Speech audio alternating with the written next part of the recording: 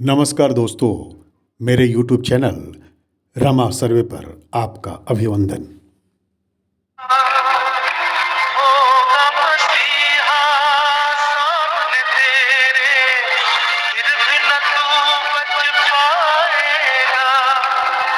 तेरा अपना खून ही आखिर तुझको आग लगाएगा। आसमान पे उड़ने वाले मिट्टी में मिल जाएगा। जी हाँ मित्रों, कस्में वादे प्यार वफा सब बातें हैं, बातों का क्या। एक ऐसा गीत जो जीवन की यथार्थता से दर्शकों को रूबरू कराया। गीत ऐसा जो जीवन के सच को पूरी तन्मयता से व्यक्त कराया। गीत जिसके बोल इस नश्वर जीवन का परिचय दे गया मित्रों। स्वार्थ, पैसा, शोहरत, एकांत जीवन, निस्वार्थ भाव, अहम, सभी पहलुओं को दर्शाता यह गीत।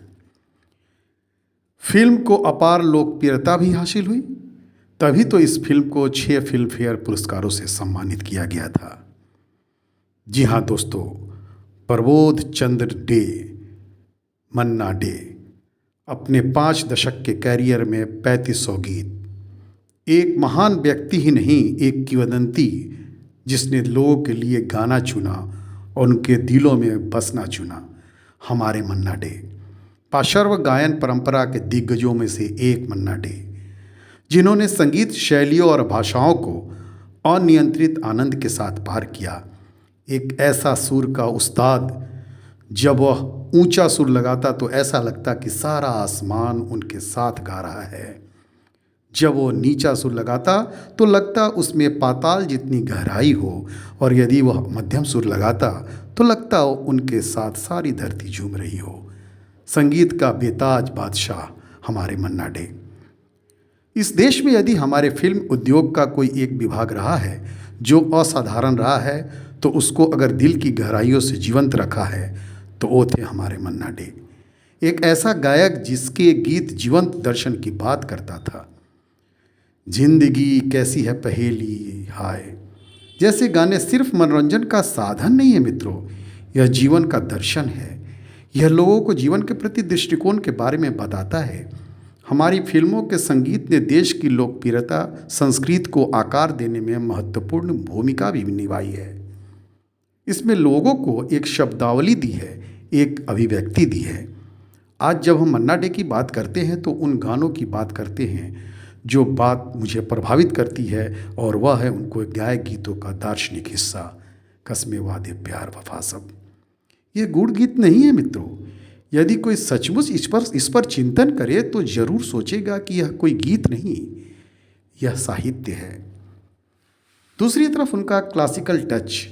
एक समय था जब हमारे देश में शास्त्रीय संगीत का आनंद कुछ चुनिंदा लोग ही लेते थे, लेकिन मन्ना डे शास्त्रीय संगीत का और आम आदमी के बीच की दूरी को पाट दिया। उन्होंने कव्वाली को आम आदमी तक ही पहुंचाया। बेशक सबसे यादगार कव्वाली थी उनकी, ऐ मेरी जोहरा जबी तुझे मालूम नहीं, तू अभी तक है हंसी और मैं जवां। जी हाँ, रोमांटिक अनुभूति की परिकाष्ठा। एक और दूसरा आयाम हम देखते हैं, ऐ मेरे प्यारे वतन जैसे गाने गीत जो आज भी वीरों की गाथा है, शायद ही कोई भुला पाए। दरअसल वो शख्स ने अपने जीवन काल में बहुत कुछ कर दिखाया और आने वाली पीढ़ी के लिए एक प्रेरणा स्रोत बन चला। लागा चुनरी में दाग छुपाऊं कैसे, एक चतुर नार करके सिंगार मेरे मन के द्वार में घुसत जात। कसमें वादे प्यार वफा सब बातों हैं, बातों का क्या। यारी है ईमान मेरा यार मेरी जिंदगी, ऐ मेरी जोहरा जबी तुझे मालूम नहीं, तू अभी तक है हंसी और मैं जवान।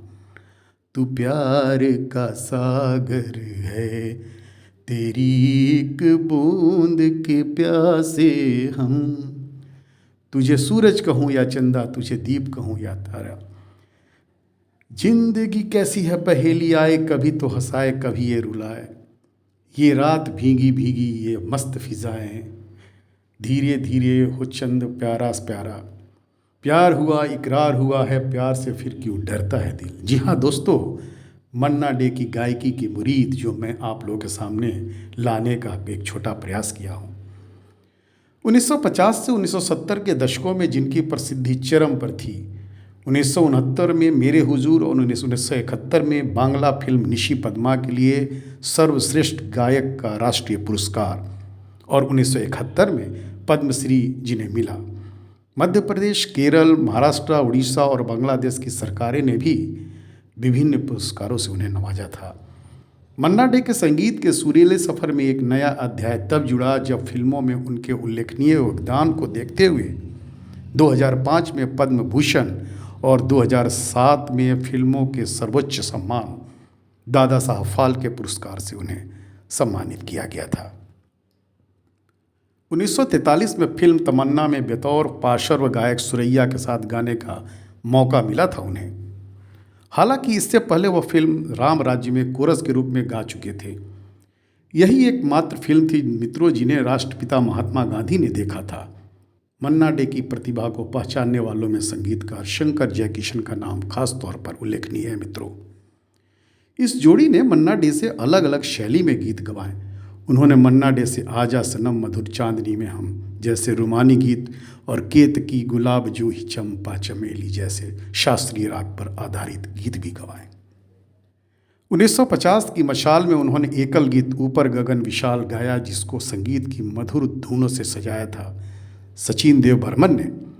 1952 में मन्ना डे ने बंगाली और मराठी फिल्म में गाना भी गाया था। ये दोनों फिल्म एक ही नाम अमर भूपाली और एक ही कहानी पर भी आधारित थी।